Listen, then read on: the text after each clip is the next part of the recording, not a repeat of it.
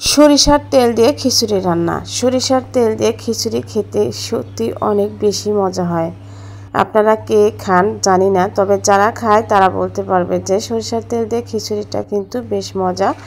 তো যদিও আমি এখানে কিন্তু কিছুটা সয়াবিনও অ্যাড করে দিয়েছিলাম। তো আমার সরিষার তেলটা লাস্টের দিকে, কারণ আমার গ্রামে গেলে তারপরে কিন্তু সরিষার তেলটা নিয়ে আসতে হবে, কারণ আমরা সরিষার তেল কেনাটা খাই না, বাড়ি থেকে ভাঙিয়ে তারপরে নিয়ে আসি। মানে কেনাটা আমাদের কাছে একদমই ভালো লাগে না। তো কথা বলতে বলতে কিন্তু আমি গরম মশলাগুলো, তারপরে পেঁয়াজ রসুন আদা রসুন সব কিছুই কিন্তু দিয়েছি। দিয়ে আমি এখানে যে কাঁচামরিচ দিলাম।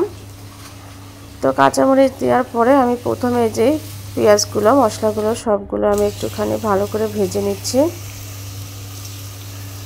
আর এই সরিষার তেলের খিচুড়িটা আপনি যেভাবে রান্না করেন না কেন এমনিতেও কিন্তু ভালো লাগে। আর এখানে দেখতে পাচ্ছেন যে ডাল চাল আর কিছুটা আলু কিন্তু আমি কুচি কুচি করে কেটে নিয়েছি। আলুটা আমি এর মধ্যে দিব, আর 2 রকমের ডালও কিন্তু আমি এর মধ্যে দিয়েছি। তো খিচুড়ির মধ্যে একটু আলু দিলে কিন্তু বেশি ভালো লাগে। আর এখানে দিয়ে দিলাম হচ্ছে স্বাদ মতো লবণ, দিয়ে দিলাম 1 চামচ শুকনো মরিচের গুঁড়ো, দিয়ে দিলাম 1 চামচ হলুদের গুঁড়ো, এখানে দিলাম ধনিয়া গুঁড়ো 1 চামচ, আর দিব হচ্ছে জিরা গুঁড়ো 1 চামচ। আসলে এখানে কিন্তু খিচুড়ি আমি খুব বেশি রান্না করব না, আমি হাফ কেজিরও কম নিয়েছি।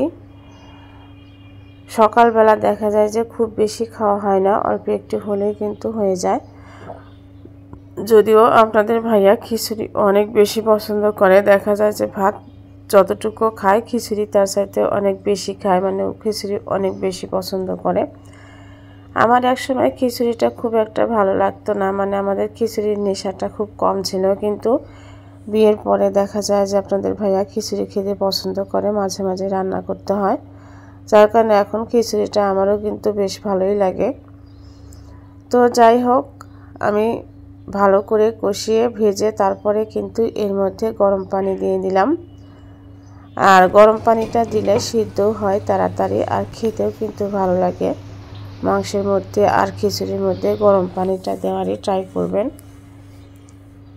তো কথা বলতে বলতে দেখতে পাচ্ছেন যে আমার খিচুড়িটা কিন্তু অনেকটাই হয়ে আসছে। এখন আমি এখানে কিছুটা দিয়ে দিব ঘি।